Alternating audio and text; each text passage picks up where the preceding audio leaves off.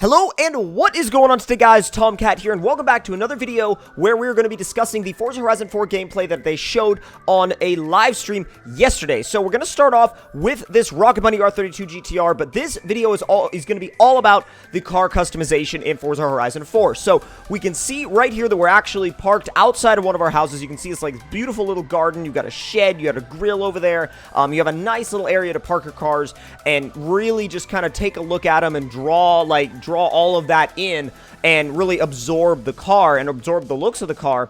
And they've really done a great job of not only updating the visuals of the cars, but updating the visuals of the environments as well. Now, one of the biggest things that I wanted to talk about in this video is the depth of the customization as a whole, because now you can adjust your track width, you can adjust, which basically means offset. You can adjust so many different things. It's freaking crazy. But on this stream, they also debuted a brand new kit, which is the Liberty Walk McLaren 650S, and that's amazing. It's just insane to look at, because they go and they put the kit on this car, and dude, what a freaking transformation. I mean, this car as it sits right now is gorgeous, and it's like super aggressive and it's beautiful, but once you put that Liberty Walk kit on it, whoo, it's a whole different world. And they actually put it on here in a second. But biggest thing, at least for me, is that there's 30 new kits, brand new, and that's it's so many. I mean, for wide body kits, there's so many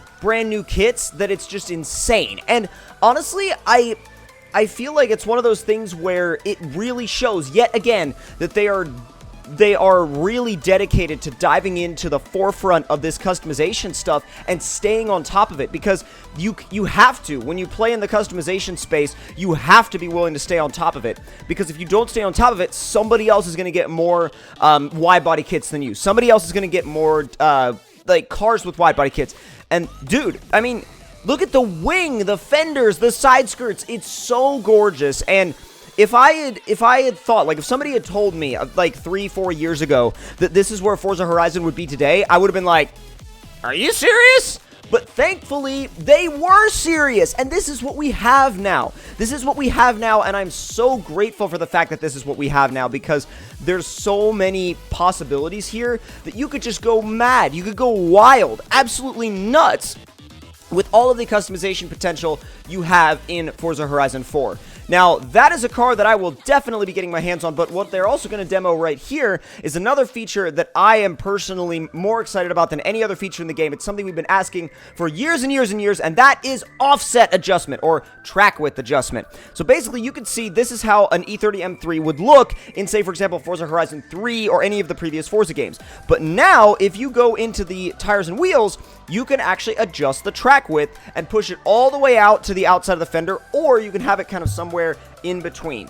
Now, with that being said though, there's definitely a couple of cars that don't have that feature, and they haven't released a full list of what has it and what doesn't. I mean, I'm sure that most cars are going to have it. I mean, they've said that tons and tons and tons of cars are going to have it, and honestly, I feel like the cars that don't have it are probably the ones that are already flush anyway and probably don't need it. So I don't think we have to be too concerned about oh no, this car might not have it or that car might not have it. And I get it, I get that everybody wants that adjustment feature on their car. I get it, and I'm sure there's going to be that one dude that's going to have that one car, or want that one car that doesn't have the feature. But that's not to say that they can't update it later on in the future, because of course they can. They can update, any of these things, whatever they want, and it's going to be very community driven. And I'm sure that if there's a car that doesn't have wheel offset adjustment that people are really interested in actually being able to adjust the offset on,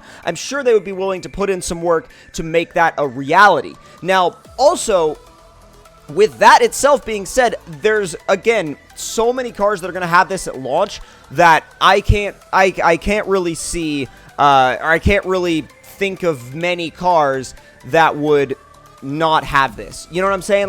There's very few cars that I could think of where I would be like, that probably won't have it. You know what I mean? It's one of those things where there's gotta be like hundreds of cars that have this. I mean, because there's over 400 cars in the game. Now, another little snippet that they showed of free roam was actually very interesting to me because it showed one of the drift roads, and I was like, I had seen this car, or not this car, sorry, this road in kind of on the map in like different elements of gameplay, but this road, I was always like, I've been looking at it because I'm like, that's gonna be a hangout. It's really like it's really just gonna be such a hangout for drift guys, and you know, really not even like just drift guys, but like toge people and stuff like that. Like, it's definitely gonna be one of the more trafficked roads in the game, I think, and I think it's gonna be one of those spots where people are gonna meet up, hang out, and just have like drift parties, basically. Like, why would you not want to have a drift party here? This road is not only beautiful, but it's just so like, it looks like so much fun, and it reminds me of Fujimi. I mean, we haven't had back-to-back hairpins like this in years, and seeing it here is just like, actually kind of like, as an old school like Forza player, it kind of touches my heart to see something like this, and I'm very, very, very excited to have this in the full game. And dude, honestly, like, this is shaping up to be literally the best Forza Horizon ever made. No question about it. No, like, zero question in my mind. Best Forza Horizon ever made. Like, absolutely just brilliant. Like, just 100% brilliant. And also, they do show something else here in a minute, which I'm very curious to show you guys and see what you guys think about, because you could see the massive lake out there. You could see, you know, the mountains out in the distance. The actual scope of this game is huge, but this danger sign jump is massive. As you can see the whole massive town.